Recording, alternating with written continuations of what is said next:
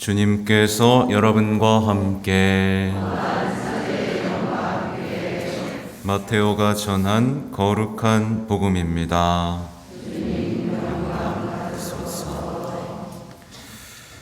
그때 예수님께서는 군중을 보시고 산으로 오르셨다. 그분께서 자리에 앉으시자 제자들이 그분께 다가왔다. 예수님께서 입을 여시어 그들을 이렇게 가르치셨다. 행복하여라, 마음이 가난한 사람들, 하늘나라가 그들의 것이다. 행복하여라, 슬퍼하는 사람들, 그들은 위로를 받을 것이다. 행복하여라, 온유한 사람들, 그들은 땅을 차지할 것이다. 행복하여라, 의로움에 줄이고 목마른 사람들, 그들은 흡족해질 것이다. 행복하여라, 자비로운 사람들, 그들은 자비를 입을 것이다. 행복하여라, 마음이 깨끗한 사람들, 그들은 하느님을 볼 것이다. 행복하여라, 평화를 이루는 사람들, 그들은 하느님의 자녀라 불릴 것이다. 행복하여라, 의로움 때문에 박해를 받는 사람들, 하늘나라가 그들의 것이다. 사람들이 나 때문에 너희를 모욕하고 박해하며 너희를 거슬러 거짓으로 온갖 사악한 말을 하면 너희는 행복하다.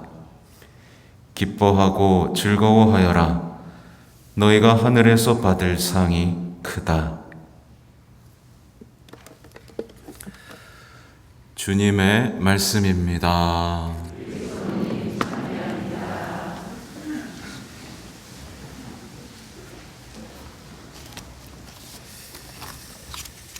전미예수님, 네, 오늘 카메라가 왜 이렇게 많은지 대단한 행사를 치르고 있는 것 같지만 그렇지 않습니다. 아무튼 다시 한번 반갑고요. 잘 부탁드립니다. 인사를 한번 드려야겠네요. 다시. 네.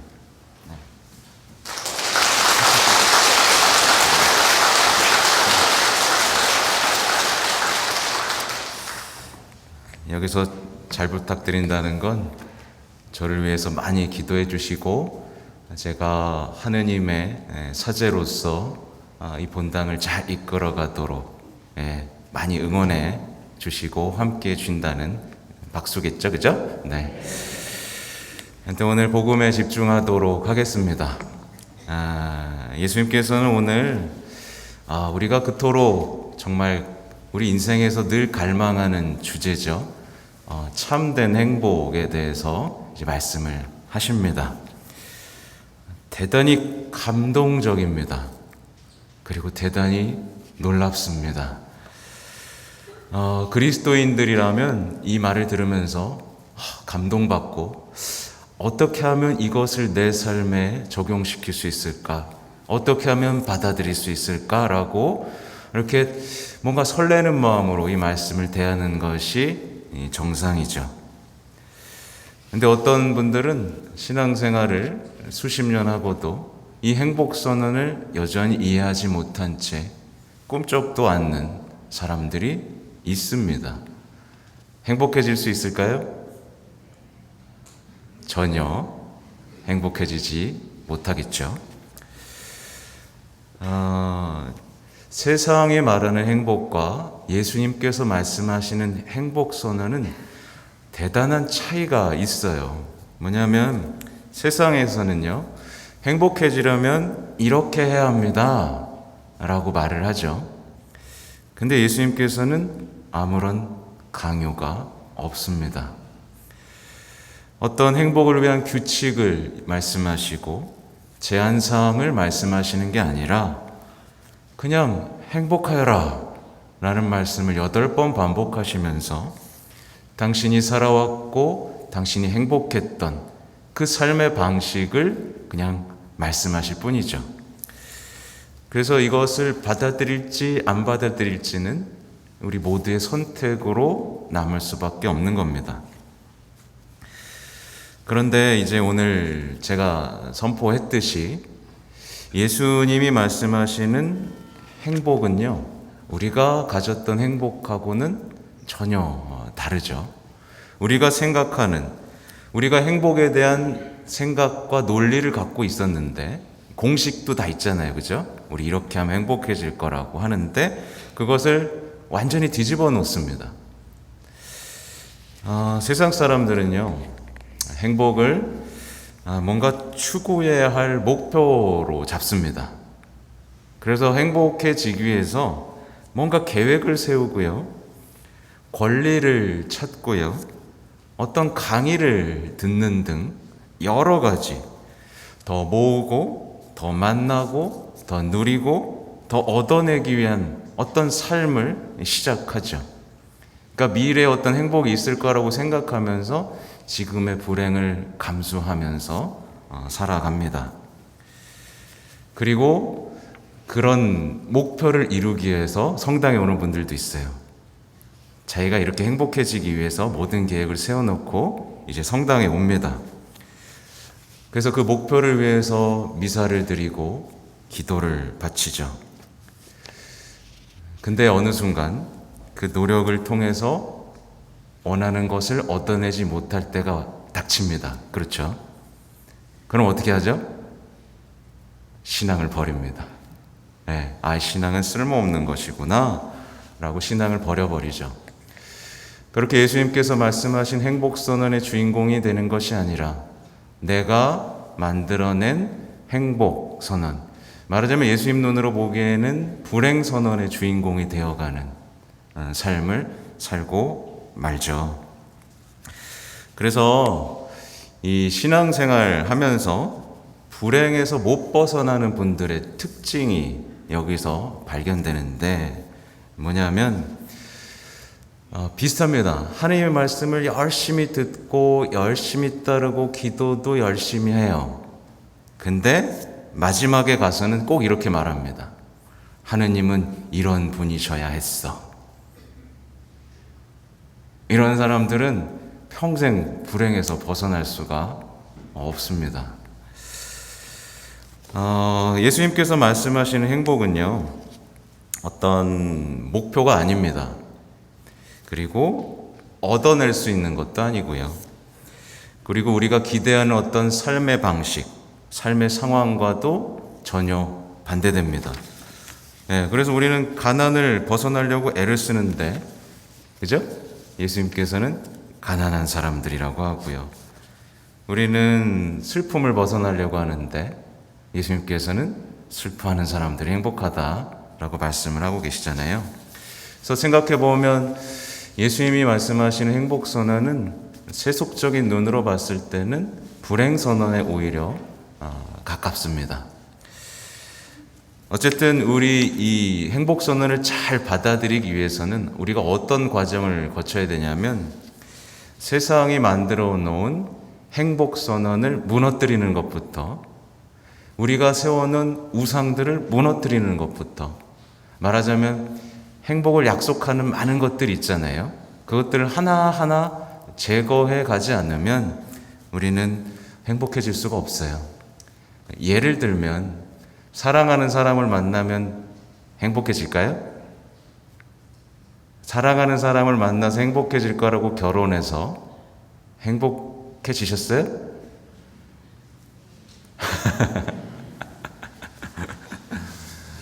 예를 들면 이런 겁니다. 행복을 줄 거라고 약속하는 많은 것들이 있는데 실상 다 거짓말이었죠. 행복을 주기는커녕 더 많은 고통과 어려움만 주는 경우가 생깁니다. 그 우상들을 하나하나 파수어 버리다가, 그러니까 오늘날에 뭐 다른 현상이기도 한데요. 오늘날에 이제 반려동물을 많이 키우죠. 물론 반려동물 키우는 거 아름답고 또 좋은 일이기도 합니다. 근데 어때요? 내가 기대를 걸었던 행복의 대상들이 다 무너지고 그러면서 반려동물에게 뭐라고 해요? 너밖에 없다. 그쵸? 겨우 이제 거기서 행복을 찾는 것을 행복이라고 생각한다면 우리 그리스도인들은 이제 삶을 바꿔야 됩니다. 행복을 주실 수 있는, 진짜 주실 수 있는 분은 하느님이라는 것을 알고 이제 새로운 인생을 시작해야 되죠. 그래서 오늘 복음을요, 사실은 외울 만큼 구체적으로 계속해서 읽는 것이 중요합니다. 읽고 또 읽고 읽고 또 읽으면서 오늘 행복선언의 어떤 비밀을 찾아내는 것이 중요한데, 특별히 오늘 보시면 행복하여라 마음이 가난한 사람들, 하늘나라가 그들의 것이다 라고 말하잖아요. 그래서 우리가 주목해야 될 부분은 이 행복선언에 등장하는 주인공들이 받게 될 선물에 주목을 좀 해봐야 돼요. 그래서 현재 상황 넘어서, 현재 가난하잖아요, 그죠? 현재 상황을 넘어서 하나님께 받게 될 새로운 상태, 그죠? 새로운 상태를 이해해야 됩니다. 과연 내가 그 받게 될 상태, 주시는 선물들에 기뻐할 수 있는 사람인지를 돌아봐야 된다는 거죠. 그래서 보시면 하늘나라가 그들의 것이다, 위로를 받을 것이다, 땅을 차지할 것이다, 흡족해질 것이다, 자비를 입을 것이다, 하느님을 볼 것이다, 하나님의 자녀가 될 것이다, 하늘나라가 그들의 것이다. 이 말을 들을 때 와, 정말 하늘나라를 가질 수 있다고? 정말 하나님을 볼 수 있다고? 정말 하나님께 위로를 받을 수 있다고? 어떤 이런 삶의 지향을 갖고 있는지 보셔야 돼요. 근데 이제 반대로 이런 경우가 생기죠.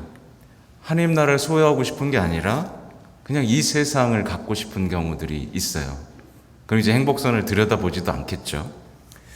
또 하나님께 위로를 받고 싶은 사람은요, 사람이나 동물의 위로를 찾지 않죠. 그죠? 하나님 앞에 굳건하게 앉아 있습니다.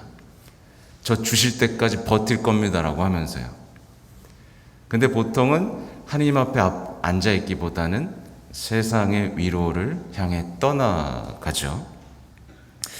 그래서 이어지는 내용도 비슷한 거예요. 하나님 나라를 차지하고 싶은지, 지금 이 땅에서의 안락함을 찾기를 원하는지, 하나님의 의로움을 보고 싶은지, 아니면 내가 바라는 정의를 실현하고 싶은지, 또 하나님의 자비를 입고 싶은지, 아니면 지금 당장에 내가 지금 복수하고 싶고 심판하고 싶은 것에 매달려 있는지, 아니면 하느님을 보는 것이 나의 기쁨이라고 생각하는지, 아니면 늘 거울만 보고 사는지, 또 하느님의 자녀라고 불리는 것에 기쁨을 느끼는지, 아니면 하느님으로부터 독립해서 살고 싶은 것에 기쁨을 느끼는지, 이렇게 돌아봐야 됩니다.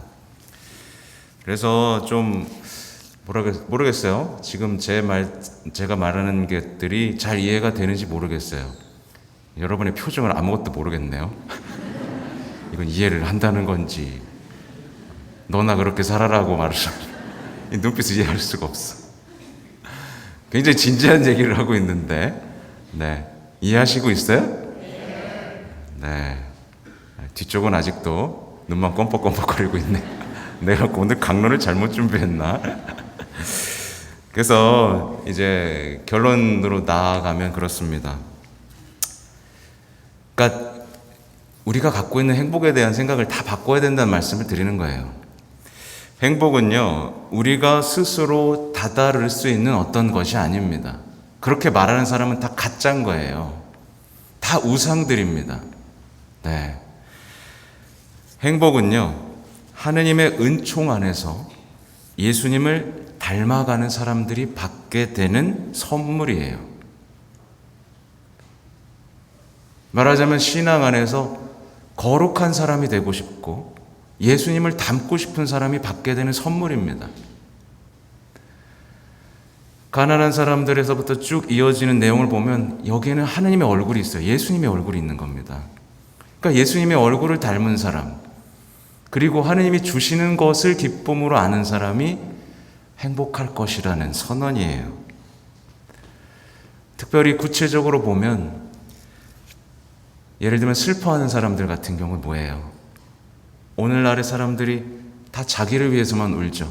억울해서 울고, 외로워서 울고, 더 못 가져서 울고, 그렇죠? 근데 이 눈물이 하느님과 이웃을 향한 눈물로 바뀌어야 되는 겁니다.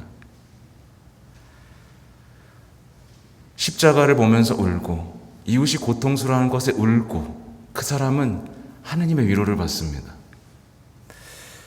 그래서 하느님과 이웃과 진실한 관계를 맺는 가운데 체험하는 신비가 바로 행복인 거예요. 이 역동을 이해하지 못하면 우리는 평생 행복을 추구하지만 어떻게 돼요? 겨우 불행만 벗어나는 인생을 삽니다. 그래서 더 이상 불행해지지 않기 위해서 버티는 인생을 사는 거예요. 어떻게 하면 행복해질지 전혀 모른 채 이 선만 넘어가지 않으면 난 그래도 행복한 거야 라고 버티는 사람. 근데 그리스도인들은요, 버티는 게 아니라 행복을 향해서 힘차게 나아가는 겁니다. 행복에 상한선이 없는 거예요.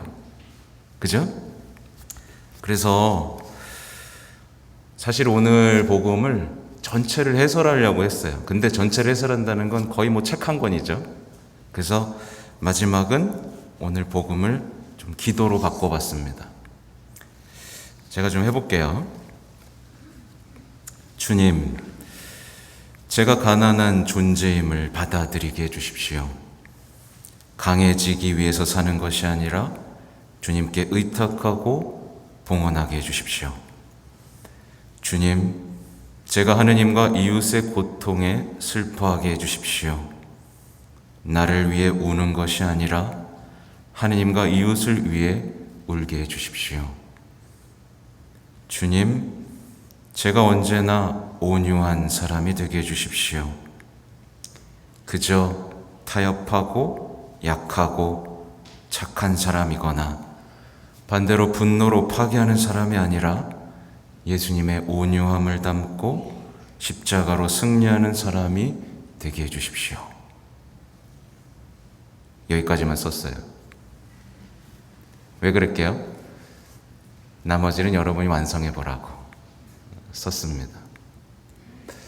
힌트를 드린 거예요. 가난한 사람은요, 그냥 가난한 존재라는 걸 받아들여야 돼요. 우리 가난뱅입니다. 그죠? 네. 근데 많은 사람들이 이걸 견디질 못해요. 그래서 막 강해지려고 하고, 더 갖추려고 하고, 그죠? 그 순간 그 사람은 불행해집니다. 그냥 가난한 거 인정하면 됩니다. 주님, 저는 가난합니다. 저의 힘이 되어주시고, 저는 당신께 의탁합니다. 그 순간 그의 약함에서 강함이 피어나죠. 예수님께서는 한 번도 강해지려고 하지 않으셨어요. 그러니까 행복해지셨죠. 그죠? 이 비밀을 깨달으면 우리는 정말 우리가 뭐 여기저기서 뭐 행복하기 위한 뭐 십계명 그죠? 온갖 것들 찾아서 어떻게든 행복해지려고 하잖아요. 그거 다 지워버리세요. 그리고 오늘 이 행복선언의 주인공이 되시기 바랍니다. 주인공이 되고 싶다고 기도하시고 이 행복선언에 저도 그렇게 되고 싶습니다. 박해받고 모욕받는 것이 행복하다고요? 그게 뭔진 모르겠지만 저도 그렇게 돼보고 싶습니다. 어쨌든 예라고 말해보고 싶습니다 라고 하면서 예수님의 얼굴을 닮아가고 행복을 체험하는 여러분이 되시기 바랍니다. 아멘.